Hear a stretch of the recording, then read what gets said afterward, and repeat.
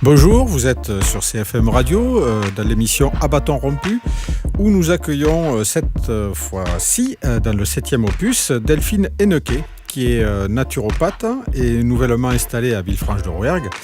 Delphine, vous êtes aussi chroniqueuse depuis peu pour dispenser des conseils de santé. Delphine, pouvez-vous nous expliquer ce qu'est la naturopathie ? Oui, je peux l'expliquer. La naturopathie, en fait, ce sont des modes de soins en fait qui respectent la santé, donc avec des techniques naturelles qui vont dans le sens de la préservation de la santé et de la vitalité. On peut aussi restaurer la santé quand elle est perdue, en complément de la médecine allopathique classique. D'accord. Et ça regroupe quel type de pratiques, justement Alors, ça peut être l'utilisation de plantes, la phytothérapie, ou de bourgeons de plantes, la gémothérapie, mais ça peut être une de mes spécialités, la mycothérapie, l'utilisation de champignons médicinaux, par exemple, mais ça passe surtout d'abord par la nutrition. Très bien. On va commencer par l'émission en écoutant un premier micro-trottoir. Nous avons interrogé les Villefranchois sur justement la question des médecines alternatives et s'ils jugent que ces pratiques-là sont aussi efficaces que la médecine dite traditionnelle ou officielle plutôt. Moi je pense que oui, parce qu'à l'époque on prenait que des plantes et ça allait très bien. Donc voilà, je pense que c'est aussi efficace, voire même plus. Ça c'est une bonne question, je ne sais pas. Mais ça doit être pas trop mal quand même. Pour des maladies pas trop lourdes peut-être, mais pour les grosses maladies comme les cancers, les trucs comme ça, c'est pas évident, je suppose. Je pense qu'elle est aussi efficace, mais tout va du côté de la médecine classique. Pourquoi, je sais pas, mais par expérience, je trouve des médecines alternatives efficaces dans certains domaines. J'en suis persuadée, parce que je me soigne depuis plus de 30 ans avec les médecines naturelles. La médecine traditionnelle soigne les symptômes plutôt que soigner les causes, donc une médecine plus traditionnelle tournée vers la santé et le bien-être peut être plus efficace. Pour des maladies aiguës, non. Pour des maladies chroniques, des fatigues, oui, pourquoi pas. Oui. Je pense que les médecines alternatives peuvent apporter, mais je pense que les médecines traditionnelles sont importantes aussi dans le milieu de la médecine. J'ai soigné des maladies, une maladie en l'occurrence allergie grâce aux médecines alternatives. Je vais à la fois chez le médecin, à la fois chez les ostéos. Oui, je pense qu'elles sont complémentaires. Elles peuvent l'être. Alors, l'efficacité de ces thérapies en question, donc est-ce que véritablement on peut se soigner et se soigner de tout avec des médecines dites alternatives qu'est-ce que vous en pensez ? Alors déjà, je vais revenir sur le terme alternative. J'aime pas trop ce terme en fait. Pour moi, la naturopathie, c'est une médecine complémentaire et intégrative en fait. L'idée, c'est pas d'opposer forcément les deux. Il y a des choix à faire parfois, mais effectivement, tout a été dit là dans les personnes que vous avez interrogées. Pour tout ce qui est aigu, effectivement, il faut s'adresser bien sûr à son médecin et on est tous contents d'avoir une prise en charge rapide et efficace pour tous les cas d'urgence. Tout ce qui est de l'ordre de la chronicité, qui s'est installé dans le temps, qui est révélateur en fait de déséquilibres qui sont là très certainement depuis longtemps. Là, effectivement, tout ce qui peut être médecine complémentaire, médecine douce ou en tout cas médecine intégrative peuvent tout à fait aider à retrouver cet équilibre de manière respectueuse en fait de l'organisme et ils sont tout aussi efficaces, voire vraiment efficaces, puisque comme le disait une des personnes, on se contente pas de gommer le symptôme, mais vraiment de remonter à l'origine en fait de la pathologie. D'accord, donc vous soignez en fait le patient avant qu'il ne tombe malade ou alors en réparation de déséquilibres qui sont liés à des usages un peu... ça peut être l'environnement, tout ce qui est l'environnement, l'alimentation, enfin, ce genre de choses, quoi. Exactement, tout à fait. Donc normalement, ça devrait être quelque chose qui est de l'ordre de la prévention et de l'accompagnement, mais effectivement, il ne faut pas se leurrer, la plupart des gens qui s'adressent aux naturopathes sont des gens qui ont souvent erré dans les couloirs des hôpitaux ou chez les spécialistes et qui n'ont pas trouvé de solution. Voilà, c'est quand la médecine n'apporte pas de solution que malheureusement on vient vous voir. Des fois, c'est pas trop tard, non ? C'est jamais trop tard, bien sûr, jamais trop tard. Le corps, l'organisme va toujours dans le sens de la santé. Nous, on est là pour le soutenir, l'accompagner et l'aider à se rééquilibrer. Donc, c'est jamais trop tard. Mais parfois, effectivement, c'est dommage d'avoir tant attendu parce que c'est plus compliqué et plus long. D'accord. Alors là, est-ce que vous apportez tout un panel de soins en fonction des pathologies ou est-ce que, on va dire, c'est des herbes, les plantes qui sont à la base de votre science, puisque vous êtes donc particulièrement sur le thème des champignons, l'usage des champignons dans la thérapie. C'est un de mes outils, en tout cas. Voilà, un des outils. Mais est-ce que c'est le seul et quels sont en fait tous les outils dont vous disposez? Déjà, l'alimentation, je vous l'ai dit, la nutrition, c'est déjà le pilier numéro 1. Voilà. Après, il faut déterminer aussi en fonction des individus. Vous parlez de soigner des pathologies, mais moi, je ne soigne pas des pathologies, je soigne des individus. Enfin, en tout cas, j'aide des individus à se soigner. Donc, en fait, il va falloir déterminer pour chaque personne, et c'est là une enquête pour chaque personne qui se présente, en fait, quelles sont les causes de son déséquilibre et de sa pathologie. Et elles sont différentes suivant les individus. Donc, on va explorer effectivement tout ce qui va être psycho-affectif aussi, parce que ça compte. L'environnement, l'alimentation, tous ces piliers-là vont nous donner une indication. Et là, ensuite, les thérapeutiques qu'on va choisir vont être vraiment aussi différentes en fonction des individus et de leur terrain. Donc, je ne peux pas dire... Comment ça se passe une consultation chez un naturopathe? Alors, comment ça se passe? La personne s'installe et déjà, nous, on est en capacité d'observer et de lire en fait certaines choses chez la personne.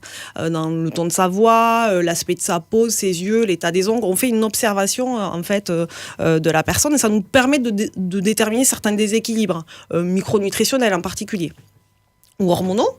Et donc là, on va déterminer en fait ce qui serait bien pour la personne de prendre en complément de son alimentation. Et puis on va proposer une alimentation individualisée aussi en fonction de son mode de vie, de la pathologie rencontrée, de son âge. Enfin voilà, on va déterminer qu'est-ce qui est le mieux pour elle, pour l'accompagner au quotidien. D'accord. Par rapport à la médecine, on va dire officielle, vous soignez pas, vous l'avez dit tout à l'heure, vous ne soignez pas une pathologie, vous soignez un patient, donc vous le prenez dans sa globalité. Exactement. C'est ça, c'est donc une approche différente. Donc qui prend plus de temps évidemment. On va prendre 1h30 à 2 heures pour un premier bilan en fait, où on va explorer ces différentes facettes de la personne pour essayer de comprendre globalement quelle est sa problématique et qu'est-ce qu'on peut mettre en place pour l'aider à la résoudre.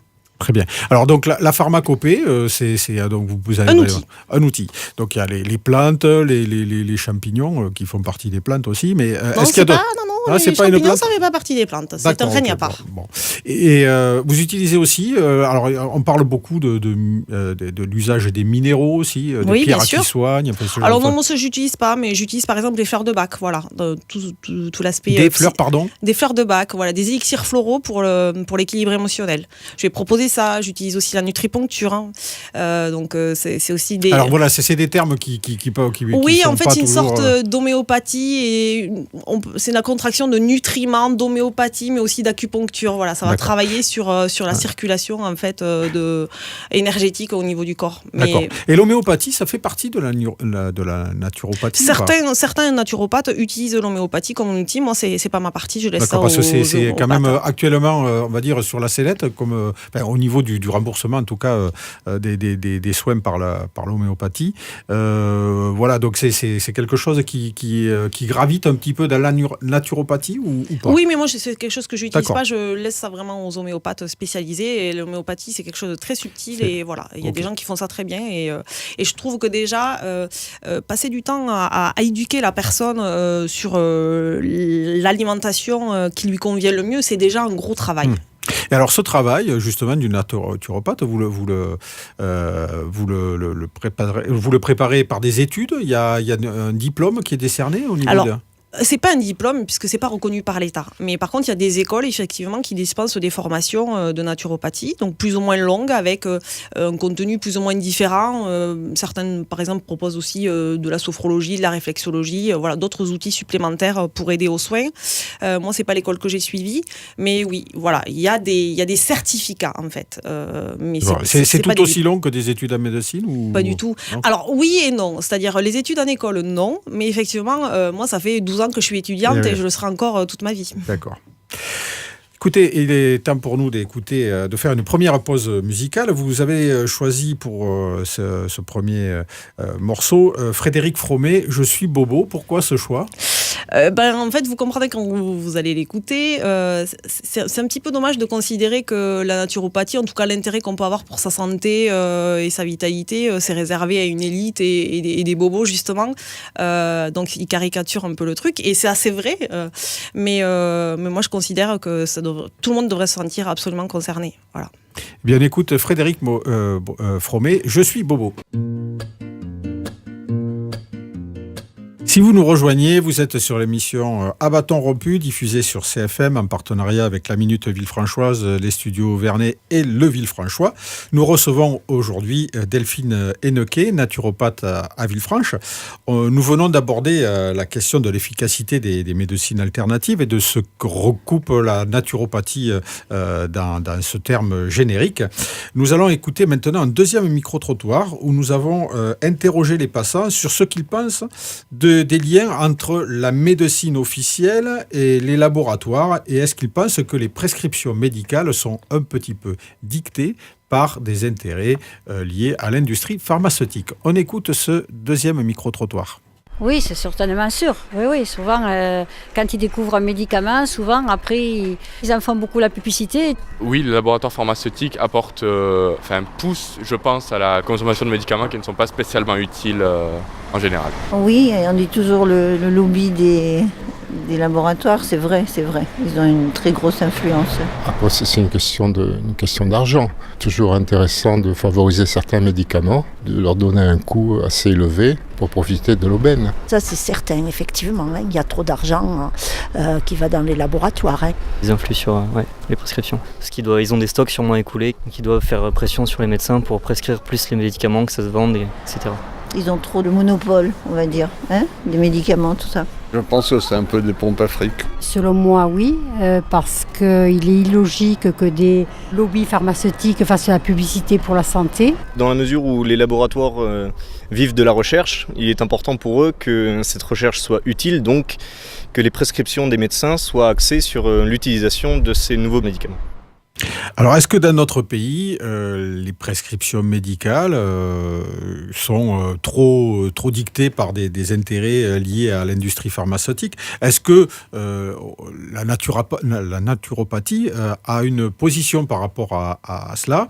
Est-ce qu'elle a par exemple aussi une position par rapport aux campagnes de vaccination dont on sait que aujourd'hui elles font polémique, notamment avec l'adjonction d'un grand nombre de vaccins sur les carnets de santé que l'on doit donc fournir pour même scolariser un enfant. Est-ce que la naturopathie a une vision là-dessus ?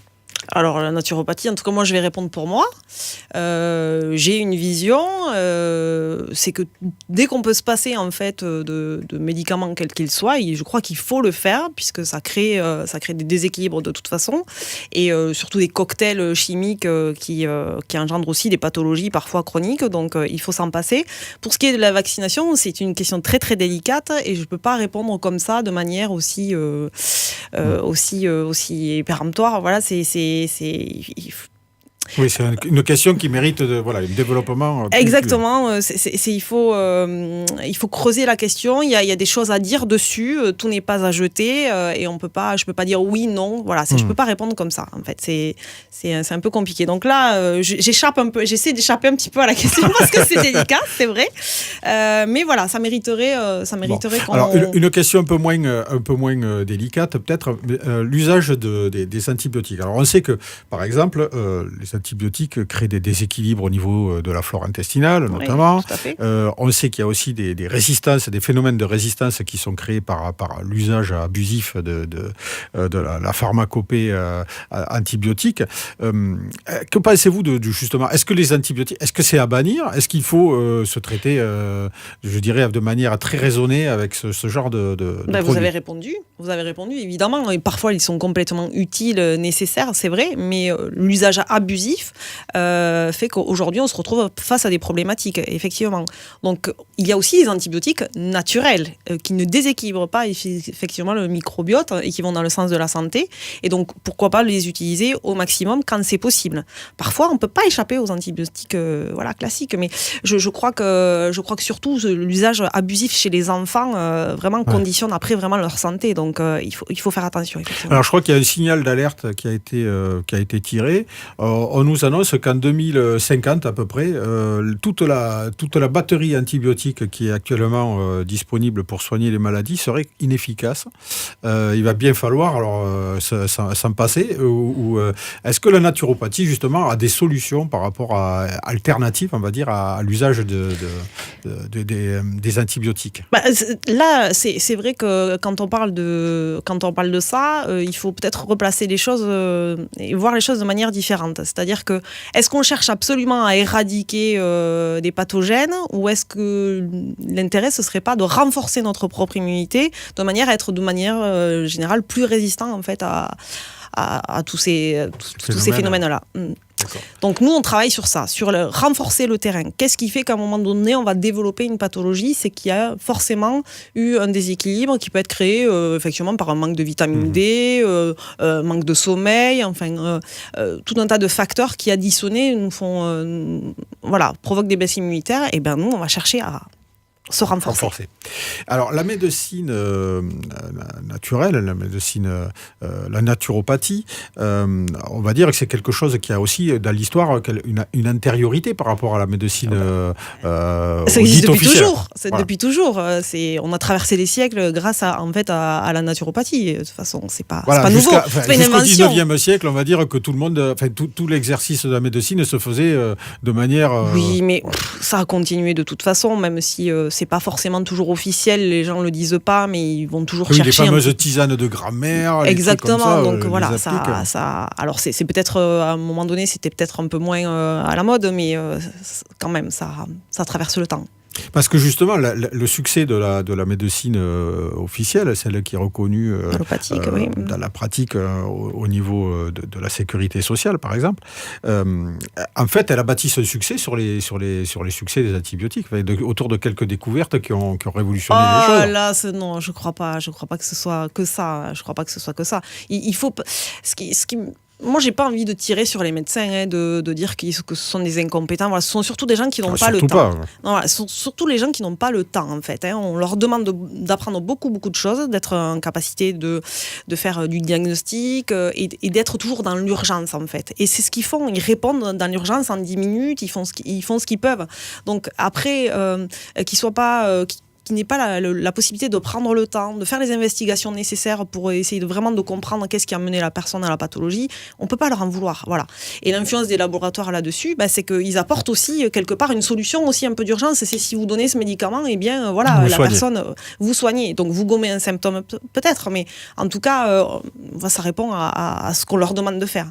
Donc on peut pas les déresponsabiliser complètement, mais on peut pas trop leur en vouloir non plus. Mais vous avez choisi le titre précédent en fonction d'une attitude bobo de certains usagers de la naturopathie. Il y a quand même une question d'argent, c'est-à-dire que la médecine officielle, elle est remboursée, elle est on peut se soigner, on va dire. Oui, mais est-ce qu'on se soigne? C'est ça la question. Oui, mais est-ce que tout le monde a la capacité, par exemple, de se rendre chez un naturopathe et de payer les prescriptions que vous allez faire? Il faut le voir, tout le monde a la capacité, je vais vous dire oui, quelque part, oui et non. C'est-à-dire qu'effectivement, c'est un investissement qu'on peut faire, mais son naturopathe, on n'y va pas toutes les semaines, on n'y va même pas tous les mois. On travaille de manière à ce que la personne suive en fait un plan pour que ce soit alimentaire ou même un traitement, en tout cas un accompagnement pour qu'elle se rééquilibre. Et il n'est pas question de l'avoir en permanence déjà. Donc on ne va pas chez son naturopathe de manière régulière, en tout cas trop fréquente. Et ensuite, tout ce qui est produit, tout ce qui est traitement qu'on peut préconiser, sont des choses qu'on prend sur quelques mois en général. Bon, quand c'est l'accompagnement dans des pathologies lourdes, ça peut prendre effectivement beaucoup plus de temps que ça, des mois, voire des années. Mais l'idée, c'est pas de prendre des choses en permanence, c'est au contraire de se trouver très vite rééquilibré, autonome et libre de prendre tout un tas de choses de toute façon. Donc, est-ce que c'est accessible ? Je pense que c'est aussi accessible que de s'acheter des cigarettes tous les jours. Voilà. Oui, sûrement, mais bien plus bénéfique pour la santé. Exactement. Donc d'ailleurs, vous pouvez aider à l'arrêt du tabac au niveau de la naturopathie ? Oui, bien sûr. Bon, très bien, mais c'est bon à savoir. Nous allons faire une nouvelle pause musicale. Vous avez choisi Pink avec le titre What About Us. Alors, qu'est-ce qu'il y a juste parce que j'adore, et c'est super Pink, fun, et voilà. Quoi. Très bien, alors on écoute pour ce moment de fun avec Pink. Vous êtes sur CFM Radio, vous écoutez l'émission À bâton rompu avec notre invitée Delphine Hennequet, naturopathe à Villefranche-de-Rouergue. Nous venons de parler des liens entre l'industrie pharmaceutique et la médecine. Nous allons maintenant écouter un nouveau micro-trottoir où nous avons interrogé les Villefranchois sur ce qu'ils pensent de l'idée de la prise en charge des médecines complémentaires et intégratives dans le régime général de la sécurité sociale. Je dirais que la médecine alternative pourrait être prise en charge par la sécurité sociale, mais je pense que ça n'arrivera pas parce que la sécurité sociale a déjà un trou beaucoup trop gros pour se permettre de donner de l'argent à la médecine alternative. Je pense que déjà l'homéopathie devrait être prise en charge. Quant au reste, on sait qu'il n'y a pas d'argent, donc il faut voir, quoi. Ça devrait l'être tout autant que la médecine traditionnelle en tout cas. C'est tout aussi efficace. Ça dépend de la personne, c'est propre aux gens, mais pour ma part, je pense que c'est tout aussi efficace. Non. Les médecins font des antibiotiques, font des traitements pour graves maladies. Et si les gens veulent se soigner pour autre chose, mais ils le font à leurs dépens, puis c'est tout. Ce serait bien si la sécurité sociale pouvait aussi mettre la main à la poche, mais bon, on connaît le déficit et est-ce qu'elle en a les moyens ? C'est pas évident. Certaines, oui. Il y a ces médecines, il y en a qui ont prouvé leur efficacité. Dans la mesure où on considère la médecine traditionnelle ou alternative, comme quelque chose qui peut être reconnu par la science, pourquoi pas le rembourser pour permettre à ces personnes d'être libres dans leurs décisions. Elle devrait l'être. Et il y aurait beaucoup moins de patients à problème. Elle devrait l'être, oui. C'est une médecine comme une autre. Et normalement, la sécurité sociale, c'est pour tout ce qui est médecine, enfin tout ce qui est soins. Alors, la question de la prise en charge de ces pratiques par le régime général de la sécurité sociale, est-ce que ça aggraverait le trou de la sécurité sociale, comme certains auditeurs de CFM le pensent, ou est-ce que, comme d'autres le pensent aussi, ça pourrait justement s'intégrer parfaitement et finalement aller dans le sens d'une meilleure prise en charge de la santé globale des patients et donc finalement aboutir à des coûts moindres pour la sécurité sociale. C'est le but, en fait. Déjà, on devrait pouvoir avoir le choix. Ça, c'est important, la liberté de choisir l'un ou l'autre. Et puis ensuite, l'idée, c'est vraiment... Nous, en tout cas, en naturopathie, on a vraiment à cœur de soigner les gens de manière durable.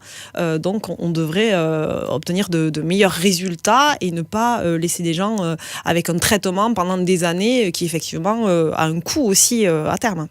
Alors, le problème de ces médecines qui sont pas reconnues par le régime officiel, c'est quand même qu'elles sont très variées et que ça peut recouper aussi des pratiques un peu bizarres, voire des pratiques qui touchent un peu au charlatanisme. Alors, est-ce qu'il n'y a pas un risque d'ouvrir la porte à rembourser des pratiques qui sont soit inefficaces dans le meilleur des cas, ou soit peut-être dangereuses aussi?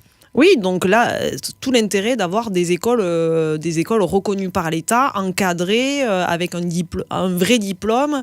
Et là, effectivement, on ne se poserait plus la question. Voilà, il faudrait que ce soit pris en amont. Voilà. Ouais, alors, ça veut dire aussi que pour qu'il y ait un diplôme, il faut qu'il y ait un contenu qui soit validé. Oui. Alors, il faudrait faire le ménage aussi dans certaines pratiques de la naturopathie. Oui, mais vous savez, moi, dans le cadre d'une de mes activités, c'est-à-dire je suis aussi formatrice en mycothérapie, donc je rencontre aussi des médecins, je rencontre aussi des pharmaciens, en tout cas des gens qui ont un diplôme reconnu, et ils sont eux-mêmes très surpris en fait de l'étendue de nos connaissances et des échanges qu'on peut avoir.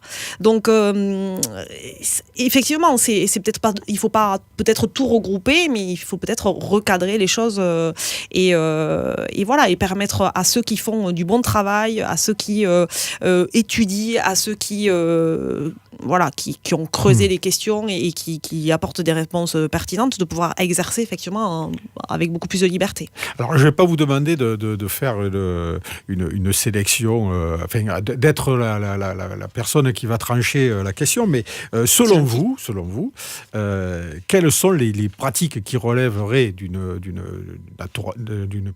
d'un enseignement en naturopathie et celles qui seraient à exclure? Ah, ça c'est douloureux comme question. Non, mais bon, je veux dire, par exemple, l'usage des plantes pour se soigner. Vous avez parlé de donc l'usage des champignons. Voilà. Oui, la nutrition, la micronutrition, effectivement, tout l'oligothérapie, mais aussi d'autres méthodes comme l'utilisation de l'argile, mais tout simplement aussi apprendre à respirer correctement. La sophrologie, ça peut être aussi un outil. La kinésiologie aussi. Il y a plein de choses en fait, plein de choses qui sont très intéressantes. Mais de là à pouvoir vous dire précisément qu'est-ce qui est de l'ordre du charlatanisme ou pas, je peux pas vous le dire. Surtout, ça dépend des praticiens, je dirais, plus que parfois de la méthode. De la médecine en elle-même. D'accord, de la pratique. Pour autant, donc aujourd'hui, on a cette approche de la médecine qui consiste à soigner des gens qui sont malades, contrairement à d'autres types de médecine. Alors la médecine chinoise, par exemple, celle qui consiste à aller voir son médecin régulièrement quand on est en bonne santé pour pas tomber malade. C'est quand même plus judicieux, non ? Voilà, donc qu'est-ce que vous en pensez ? Est-ce que la médecine chinoise, c'est quelque chose qui est à part de la naturopathie ou... Non, parce que je suis moi-même en lien avec des praticiens de médecine traditionnelle chinoise et en fait on se comprend dans nos approches, dans la manière. Alors on n'utilise pas forcément le même langage, mais en tout cas on en vient aux mêmes conclusions et en général aux mêmes préconisations pour les personnes. Donc là, déjà ça veut dire qu'on se rejoint et ça c'est intéressant. Mais l'idée de la naturopathie, ça serait vraiment ça. En tout cas d'identifier, sans en venir à la pathologie en elle-même, mais plutôt aux troubles. En fait l'organisme avant d'aller sur une pathologie, de développer une pathologie. Il commence à avoir des signes avant-coureurs. Des signes. Et il faudrait être vraiment à l'affût de ça, essayer de comprendre qu'est-ce qui se passe pour éviter de se retrouver dans la pathologie. Donc c'est là où nous, on peut intervenir parce qu'on a ce regard, on a cette habitude de détecter en fait et de lire et de pouvoir aider au rééquilibrage. Alors justement, au niveau des pathologies, on assiste à la flambée, entre guillemets, de certaines pathologies qui sont liées peut-être à des facteurs extérieurs. Quels sont les facteurs extérieurs qui sont vraiment porteurs de troubles ? L'environnement, vraiment la santé environnementale, là, elle est vraiment au cœur de notre santé à nous, ça c'est sûr. On est soumis à de nombreuses pollutions de toutes parts. Voilà, donc on se retrouve avec un encrassement au niveau de l'organisme et aussi des désordres immunitaires parce que l'organisme se retrouve face à des défis ou en tout cas des choses à gérer qu'il n'a pas eu à faire forcément toujours au cours du temps. Et l'alimentation aussi, non ? Oui, mais l'alimentation, ça fait partie aussi des pollutions quelque part, voilà, puisqu'on se retrouve. Mais c'est une pollution que l'on ingère, alors c'est carrément. Oui, mais vous savez, par la peau ou par votre respiration aussi, vous ingérez beaucoup de. Tout à fait. Donc on baigne dans un environnement vraiment ultra pollué, donc il ne faut pas s'étonner aussi. Et y compris à Villefranche, alors du coup. Oui, moins que dans d'autres villes, c'est sûr, mais tout de même. Et puis après, il y a d'autres. Nos choix aussi influent sur l'absorption qu'on peut avoir de tous ces toxiques. Par exemple, les médicaments, l'excès de vaccination. Il y a beaucoup de gens qui ont eu aussi leur muqueuse intestinale altérée par la pose d'amalgame dentaire. Voilà. Le maquillage, la teinture des vêtements, enfin les parfums, on est soumis de toute façon, on baigne là-dedans en permanence, donc c'est compliqué. Et comment ça prémunir ? Alors on a des solutions. Oui, il y a toujours, on peut faire des choix toujours plus judicieux. On peut pas échapper complètement à cette pollution environnementale, c'est vrai, mais on peut faire des choix plus judicieux pour se protéger au maximum, ça c'est sûr, sans être évidemment dans l'excès, bien entendu. On va pas se balader en tongs, en peau de quelque chose et avec des vêtements en lin, on peut pas tous. Non, tout à fait. Mais on peut aussi, on peut faire le choix de son alimentation aussi et d'éviter une alimentation trop polluée, trop industrialisée, avec l'adjonction forcément de substances qui sont tout à fait nocives pour la santé, mais aussi très certainement ne pas consommer, ne pas utiliser des cosmétiques bourrés de saloperies à l'intérieur. Enfin, il y a plein de micro-choses à faire. Il y a des choses qui sont proposées dans les cosmétiques et tout ça, parce que je vois que vous êtes maquillée aujourd'hui. Vous portez des cosmétiques, donc j'imagine qui sont respectueux de la santé. Complètement, de la santé, de l'environnement, tout à fait. Oui, ça fait des années qu'il y a des possibilités de choix, alors effectivement qui sont plus chers, mais si on veut parler de cosmétique, la cosmétique, en tout cas biologique, c'est plus que du maquillage, c'est aussi un soin qu'on apporte à la peau, d'équilibrage, de protection, voilà. Donc, on n'est pas obligé de vivre comme des hommes des cavernes sous prétexte qu'on a... si ça nous fait plaisir. Oui, un peu, mais on n'est pas obligé. C'est une question de choix. Tout à fait. Très bien.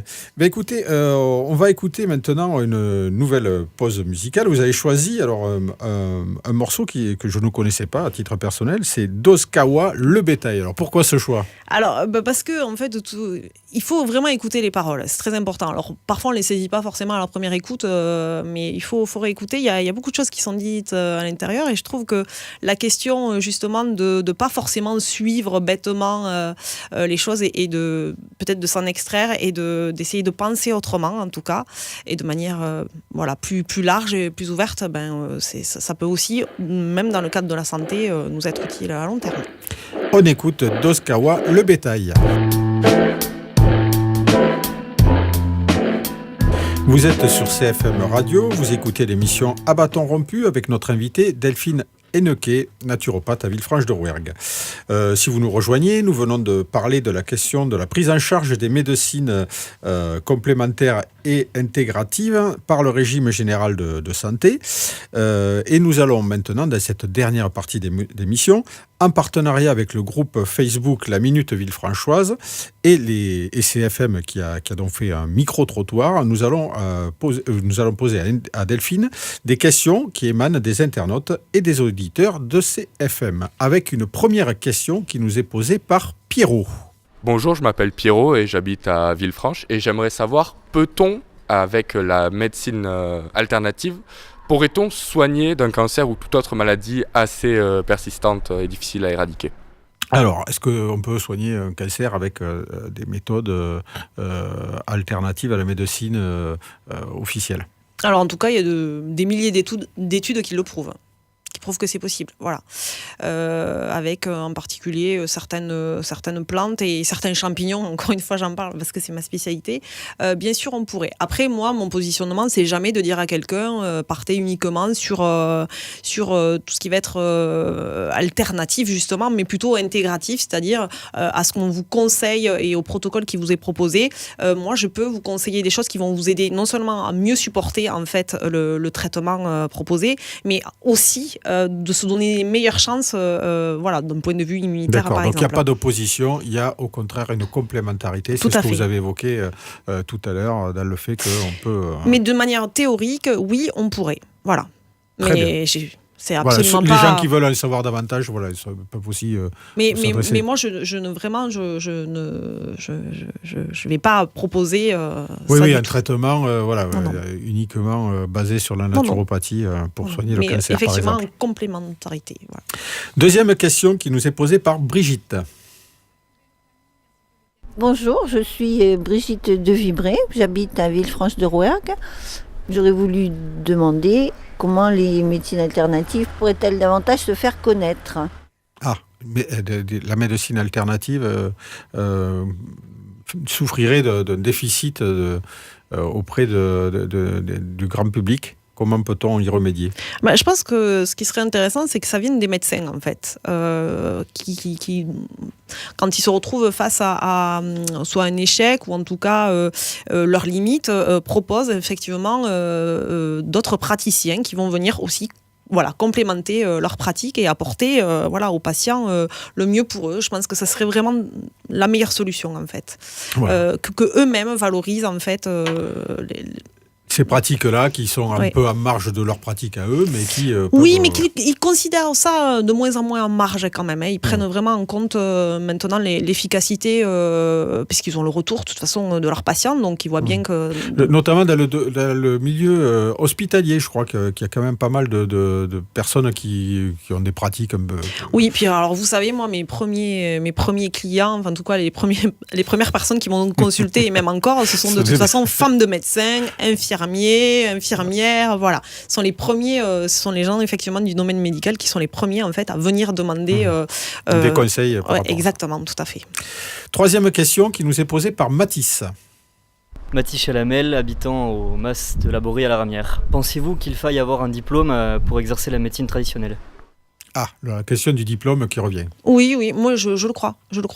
Voilà, je le crois. Mais il y a aussi, ce serait effectivement beaucoup de travail à mettre en place pour évaluer en fait qui va être un bon praticien de santé ou pas, puisque ça dépend pas forcément que des connaissances non plus. Il y a aussi le relationnel, il y a exactement, la sensibilité à l'empathie, exactement, la capacité effectivement à lire l'autre, à pouvoir l'écouter et lui restituer des choses qui peuvent être intéressantes pour lui. Donc effectivement, il y a des choses qui s'évaluent pas, mais quand même, je pense qu'au niveau pour une validation de connaissances de base, effectivement, il faudrait qu'il y ait quelque chose un peu plus... Qui tienne au lieu de diplôme.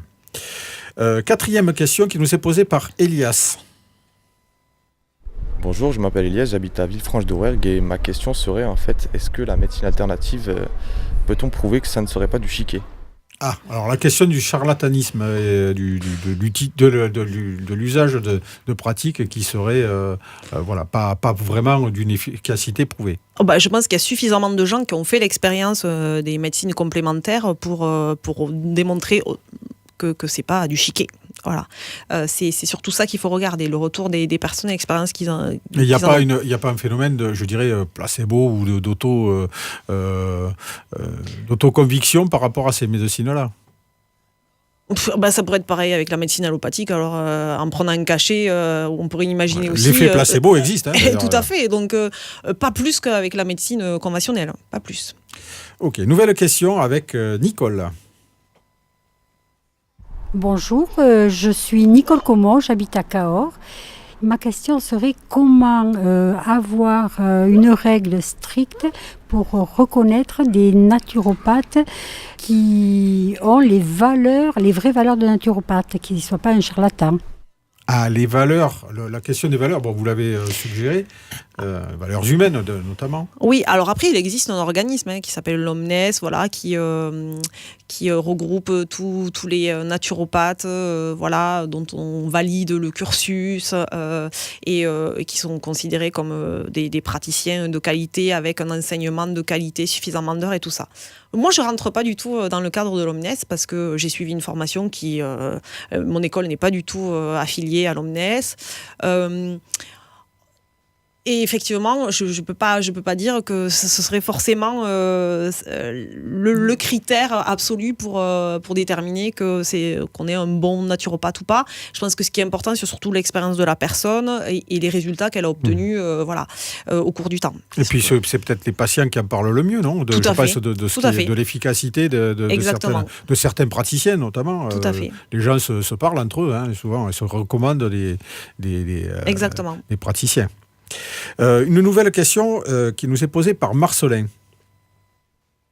Bonjour, Marcelin Chalamel, habitant à La Ramière. Ma question serait, peut-on baser la recherche des médecines alternatives sur les enseignements qu'ont tirés nos anciens sur l'exploitation des plantes médicinales par exemple ? L'héritage de l'herboristerie, les pratiques anciennes, c'est quelque chose qui intéresse les naturopathes d'aujourd'hui ? Oui, complètement, mais à la fois, il a fallu faire évoluer aussi ça, puisqu'on est soumis à des nouveaux défis depuis quelques dizaines d'années. On en parlait tout à l'heure, l'environnement joue énormément là-dessus. Le degré d'encrassement auquel on est aussi à l'heure actuelle, avec l'abondance en particulier de la nourriture. Oui, bien sûr, cet héritage, il est important, il faut le porter, mais il faut aussi le développer et le remettre au goût du jour, je dirais. Voilà. Et les anciens, ils avaient quand même beaucoup dégrossi le terrain de la connaissance. Bien sûr. Mais ça fait partie, c'est notre héritage de base, mais voilà, nous, en tant que naturopathes, et on est aussi des chercheurs, on doit continuer à développer ça. Nouvelle question qui nous est posée par Geneviève. Oui, bonjour, Geneviève de Villefranche. Est-ce que les médecines alternatives pourront être reconnues un jour pour prévenir le mal vieillir ? Parce que le souci, c'est de vieillir en s'adaptant. Et là, on a une génération actuelle qui a fait trop confiance aux remèdes qui n'ont pas de solution. Le mal vieillir, est-ce qu'on peut y apporter un remède par la naturopathie ? Complètement, c'en est même complètement cœur de l'intérêt. métier. Tout à fait. C'est-à-dire comment vieillir en bonne santé et pas avoir l'impression que c'est une fatalité de se retrouver avec des douleurs partout et des pathologies chroniques, bien sûr. Donc on devrait pouvoir intervenir, et c'est là tout le travail du naturopathe, c'est ce travail d'éducation à la santé et de transmission, de partager au maximum les connaissances pour que chacun aussi puisse faire les choix les plus judicieux pour lui, pour s'accompagner et vieillir au mieux. Alors, nous allons terminer cette série de questions avec 2 questions qui nous sont posées par le groupe Facebook La Minute Villefranchoise. Alors, c'est des questions un petit peu particulières dans le sens où elles ciblent c'est presque, on va pas dire, c'est pas des consultations en ligne, mais c'est en tout cas des questions précises concernant des pathologies. Alors, la première des questions, c'est que préconisez-vous pour atténuer naturellement les douleurs de spondyarthrite ankylosante ? Alors là, en fait, on me demande en fait une recette. Alors, je peux vous citer, pour moi, à mes yeux, le plus grand, enfin pas qu'à mes yeux d'ailleurs, c'est aussi pour certains biologistes le plus grand anti-inflammatoire du monde naturel. C'est un champignon qui s'appelle le reishi, le Ganoderma lucidum. Voilà, donc qui peut être très très utile dans ce genre de pathologie. Mais il n'y aura jamais un seul remède pour une personne. Ce sera toujours, il y a toujours d'autres choses, d'autres paramètres à étudier pour pouvoir proposer quelque chose d'adapté à une personne. Encore une fois, on ne traite pas des pathologies, on traite des individus. Et donc, voilà, il faut voir en fonction des individus, de leur terrain, des déséquilibres, qu'est-ce qu'on peut apporter au-delà d'un anti-inflammatoire naturel. D'accord, mais pour ce type de pathologie, il existe des produits efficaces. Tout à fait, qui peuvent apporter beaucoup de confort, mais ça suffira très certainement pas. Voilà, bon, donc la personne, si elle souhaite avoir des éléments concernant sa pathologie et son traitement, peuvent s'adresser à vous. Deuxième question, qui elle aussi est très, très pointue sur un sujet précis, c'est que préconisez-vous pour les polyneuropathies afin de soulager les douleurs ? Mais là, c'est pareil, tout va dépendre de l'origine, en fait. Donc, je ne peux pas donner de réponse comme ça, toute faite. Je voudrais pouvoir partager, pouvoir donner, mais c'est pas aussi simple que ça. Ça demande des investigations. Et c'est toujours pareil, il y a des choses dont il faut tenir compte. Une personne de quel âge, dans quel contexte, enfin, tous ces paramètres-là ont besoin d'être étudiés pour faire une proposition qui soit cohérente. Mais quelque part, c'est rassurant que vous ayez ce type de réponse, parce que des gens qui arrivent avec des solutions miracles à des problèmes compliqués, on en connaît, donc ça prouve que vous avez une attention particulière sur le fait que c'est complexe, les situations sont complexes et dépendent de la nature même de la pathologie et de l'individu qui l'apporte. Tout à fait. Bien, écoutez, il est désormais temps de nous séparer à l'issue de ce passionnant entretien avec Delphine Hennequet, que nous remercions d'avoir accepté notre invitation pour ce 7e rendez-vous à l'émission À bâton rompu. Nous nous retrouverons le mois prochain avec nos partenaires, le Studio Vernet, la Minute Villefranchoise, Radio CFM et le Villefranchois, avec un nouvel invité issu du monde économique, politique et associatif, afin donc de porter une nouvelle émission de À bâton rompu. Vous avez choisi pour nous quitter en musique un morceau un morceau de David Garrett qui s'appelle Explosive. Alors le choix de ce morceau, Delphine ? C'est pour se filer la pêche pour le reste de la journée. Bien, voilà. Écoutez, alors allons-y, filons-nous la pêche avec le morceau Explosive de David Garrett. Au revoir Delphine. Au revoir, merci.